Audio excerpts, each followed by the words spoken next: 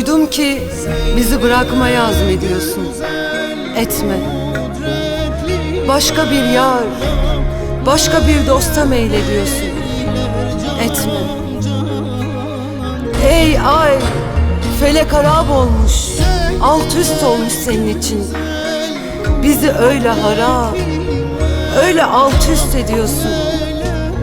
Etme. Ey makamı var ile yokun üzerinde olan kişi, sen varlık sahasını öyle terk ediyorsun. Etme.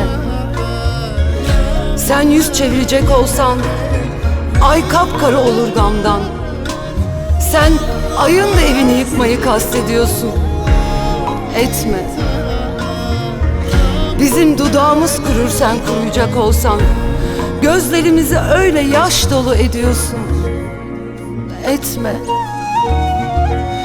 Şekerliğinin içinde zehir olsa dokunmaz bize. Sen zehri şeker, şekeri zehr ediyorsun. Etme. Harama bulaşan gözüm güzelliğinin hırsızı. Ey hırsızlığa da değen, hırsızlık ediyorsun. Etme. Aşıklarla başa çıkacak gücün yoksa eğer, aşka öyleyse ne diye hayret ediyorsun? Etme.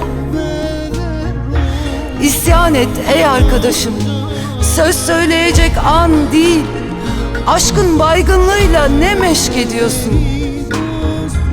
Etme, etme.